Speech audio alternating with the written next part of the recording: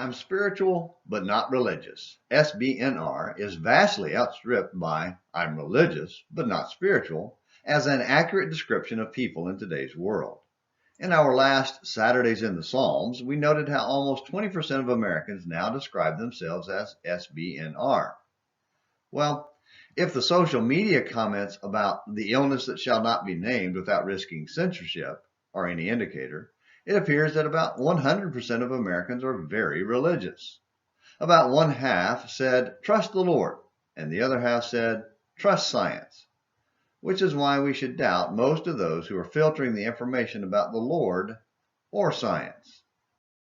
Precisely because they are both very religious, that is, organized in their pursuit of their God, but not spiritual.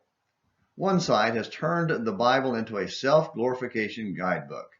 They are well organized in their pursuit of their God's will.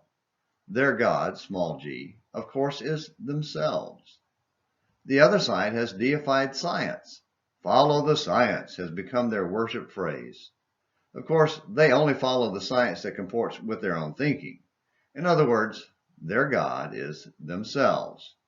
And anyone who questions either side's current version of God is labeled a heretic.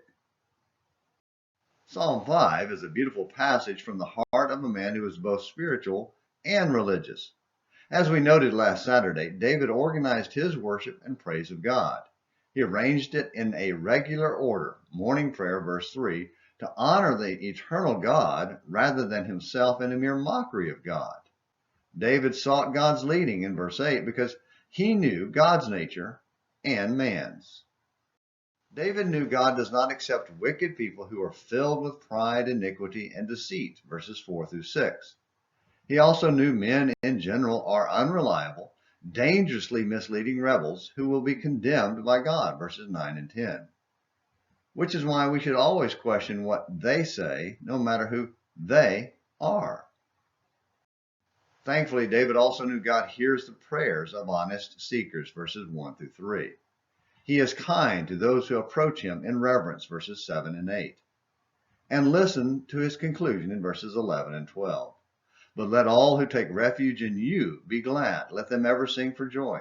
And may you shelter them, that those who love your name may exalt in you. For it is you who blesses the righteous man, O Lord. You surround him with favor as a shield. Does that describe you? Are you honest, reverent, and righteous? Let me put it another way.